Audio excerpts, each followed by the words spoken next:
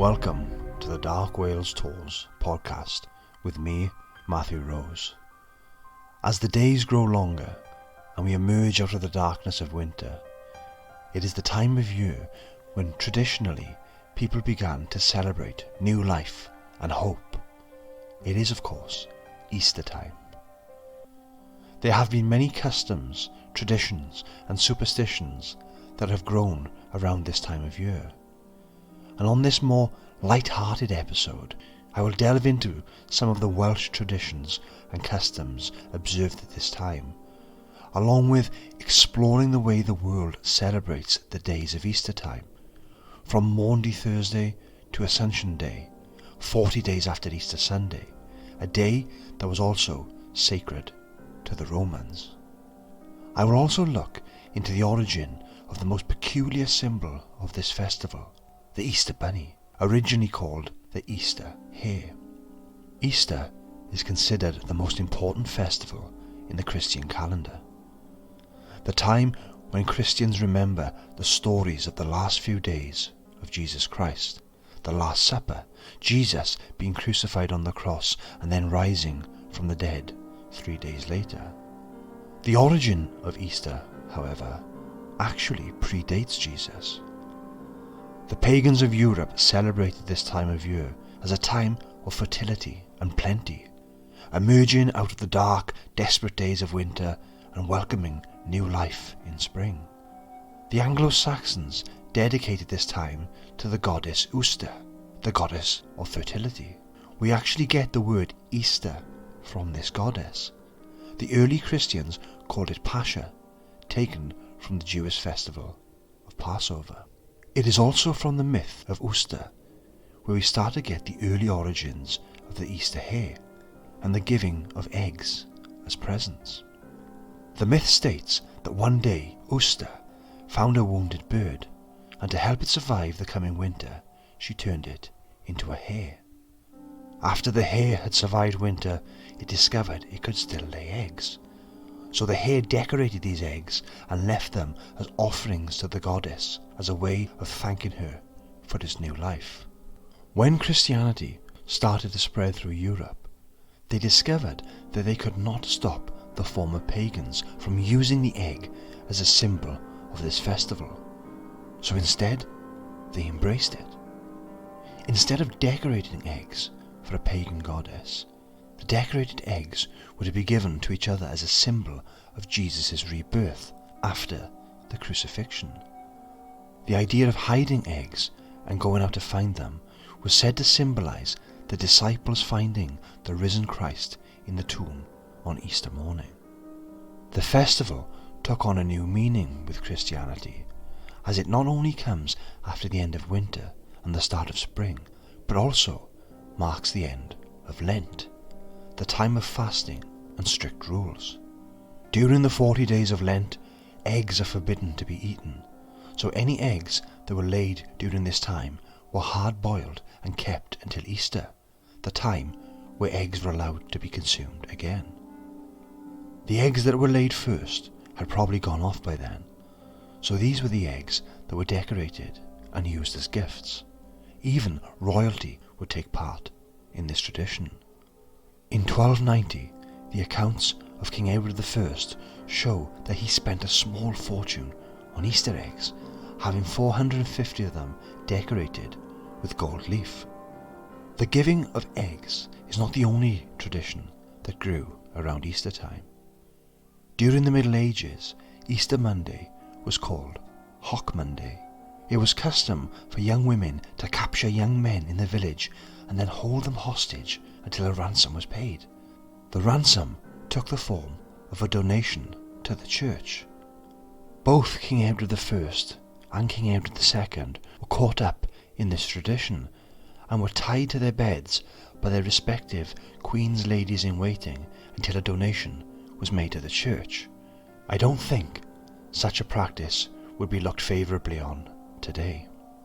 Edward I also started a tradition that continues to this very day. The Thursday before Good Friday is called Maundy Thursday, and Edward I decided this would be the ideal time to give to the poor. Taking inspiration from Jesus himself, the king would wash the feet of the poor. As this proved extremely popular and allowed the king to be seen to be charitable towards his people, this was carried on with successive monarchs. When Henry IV became king, he introduced a new tradition, deciding to give the same number of gifts as his age. So for instance, when the monarch was 40, he gave 40 of his subjects Maundy gifts. It became the custom for the sovereign to perform the ceremony, and the event became known as the Royal Maundy. The image of King Henry VIII and even Queen Elizabeth I washing the feet of the poor is not one that most people would think of, but as monarch they both did their duty on Maundy Thursday. The last monarch to wash the feet of the poor was King James VII of Scotland and II of England, who was overthrown by his daughter and son-in-law Mary II and William III in 1688. After that, the monarch would just give gifts of food and clothing. The king and queen would give the gifts of clothes to the highest courtiers, otherwise known as their favourites. In return, these courtiers would give clothes to the next line down, and so on, the whole court being given hand-me-downs as gifts. By the 19th century, the tradition had changed again, and the monarch simply gave people money. In 1837, the House of Commons considered eliminating the practice, as the king, who was William IV, was then 71 years old, and the cost was mounting up. However, that year William IV died, and the new monarch, Queen Victoria, was only 18 years old, so it was decided to keep the tradition. Today's recipients of Maundy money are elderly men and women chosen because of the Christian service they have given to the church and the community. The ceremony takes place every Maundy Thursday. There are still as many recipients as there are years in the sovereign's age, which means in the second Elizabethan age, that is a lot of people. At the ceremony, the monarch hands each recipient 2 leather string purses. A red purse contains ordinary coins, while a white one contains silver Maundy coins, amounting to the same number of pence as the years of the sovereign's age. The day after Maundy Thursday is Good Friday, the day that Christians consider as the day that Jesus Christ was crucified. Good Friday has been seen as a very holy day. It was custom for people, especially in Wales, to walk to church barefoot, so as not to disturb the earth and to remind themselves of Christ's suffering on the cross. In Tenby, West Wales, Good Friday was seen as an important holiday. No one was to work, and there was to be strictly no horses or carts seen on the streets for the whole day. Children all over Wales would spend Good Friday making figures called Christ's bed. These were figures made from reeds they had gathered up. The children would then place the figures in a quiet part of a field or pasture so it could rest peacefully. In the 1800s, as industry grew and people moved away from the countryside and stopped keeping livestock themselves, the children of Wales came up with a way to get the eggs they wanted to decorate for Easter. They would engage in what became known as egg clapping. This would involve travelling to local farms and banging on drums, or simply clapping and singing in order to ask for eggs. Over the years, this became almost as popular as trick-or-treating is now, with some children returning home with over 150 eggs, some to be eaten and some to decorate for Easter gifts. Being ever superstitious here in Wales, it was known that after eating eggs, the shells had to be crushed entirely. Otherwise, witches could use the shell to gain power and cast spells over the one who had eaten it. Another superstition that grew around Good Friday, that even persists to this day, is that you should never wash your clothes on a Good Friday.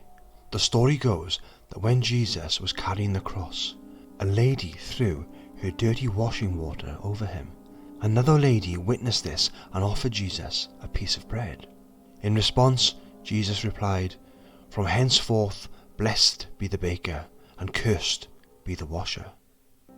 To do your laundry on Good Friday is to bring bad luck into your life, and to change your bedclothes is said to bring nightmares to you. As Christianity spread and created its own superstitions, it became known to never drive a nail into wood on Good Friday, and to not burn wood either, as this was seen as a sign of disrespect and blasphemy, as Jesus was nailed to a wooden cross. In Wales, the Sunday before Easter, otherwise known as Palm Sunday, is known as Sul y Blodau, Flowering Sunday. Starting in the 19th century, Flowering Sunday was a day to attend the cemetery and decorate a loved one's grave with flowers. In Flintshire, it was also customary to decorate the inside of the church with flowers as well as the graves. Flowering Sunday became extremely popular. In 1879, for example, 10,000 people visited Cardiff Cemetery to decorate graves with flowers. This doubled to 20,000 in 1889, and then 50,000 people observed Flowering Sunday in one cemetery in 1898. It was not just Cardiff Cemetery that saw thousands of people gather. In 1906, 25,000 people decorated graves in Swansea Cemetery also. Nowadays, it is common to use artificial flowers to decorate the graves of loved ones, as these do not need to be replaced as often and can be seen as a symbol of eternal life. Easter Monday, by contrast, was a day of celebrating and revelry. It was spent playing games. Exhibitions of strength and sports such as wrestling were observed. It marked the resumption of the pleasures of life after Lent. In Derwin, the public houses brewed a special drink called bragod. This was a mixture of mead and spiced beer. It was then custom for the young ladies to walk to the public house and invite every man she saw along the way to the public house in order to enjoy the bragod. Before the fun could start, there was a procession up to the top of the mountain or hill in order to watch the sunrise. In Llangollen, in the Vale of Clwyd, villagers walked up to the top of Dinas Bran, and as the sun rose would perform 3 somersaults to welcome the sun. In other areas, they would take a bowl of water to the top of the hill and watch the rays of the sun dance on the water. Even though Easter is now a Christian holiday, the people of Wales especially retain their pagan practices around this time of year. Even the date of Easter, which changes every year, is dictated by the moon. Easter Sunday is always the first Sunday after the first full moon after the spring equinox. This means that Easter can be any Sunday from the 22nd of March to the 25th of April. It is no wonder, with all these pagan influences surrounding Easter, that the Easter hare managed to hop its way through the centuries. As Christianity took over this festival, the Easter hare took on a similar role as that of Santa Claus at Christmas time. The Easter hare was a judge who decided if children had been good or bad, and if they deserved special presents and eggs. In ancient times, it was wrongly believed that the hare could reproduce on its own, so the Christians identified it with the Virgin Mary. During the 18th century, German Protestants took the idea of the Easter hare with its basket full of richly coloured eggs over to America. It is here that, either through mistranslation or miscommunication, the Easter hare became the Easter bunny we know today. Hares, of course, are bigger than bunnies, with longer hind legs and longer ears with black markings. 40 days after Easter is known as Ascension Day, the day where Jesus ascended to heaven. The day coincides with the Roman festival of streams and fountains. This idea of a day dedicated to special magical waterways carried over, and after Christianity took hold, Ascension Day became the day to rededicate holy wells to the saints to renew their power of the water. People would also be very careful on this day and would be very wary of accidents, as it became known as a good day for accidents to occur. Here in Wales, the miners would refuse to go down to the mine on Ascension Day for fear of an accident happening within the mine and being trapped in the darkness. It was also said that this day was another day where you should not do your washing. If you did, then someone close to you would die while the clothes dried.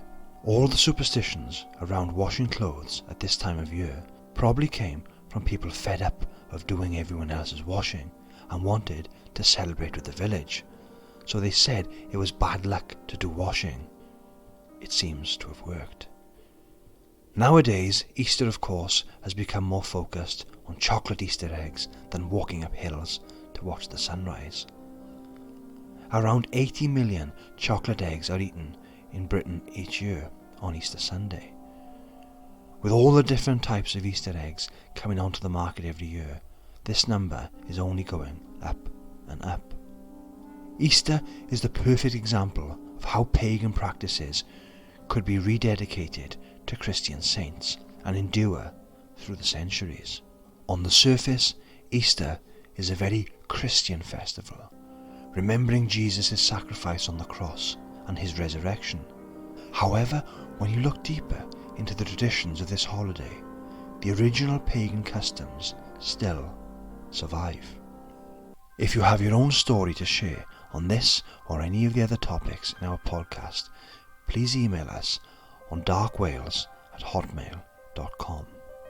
Thank you for joining me for this episode of the Dark Wales Tours podcast. Please be sure to share and like this episode, and also follow us on Instagram, Facebook and Twitter. Please be sure to listen to the other episodes of this podcast. Until next time, diolch yn fawr, thank you very much, and of course, a very happy Easter. The Dark Wales Tours podcast is produced and delivered by Matthew Rose and Luke Alcock, owners of Dark Wales Tours.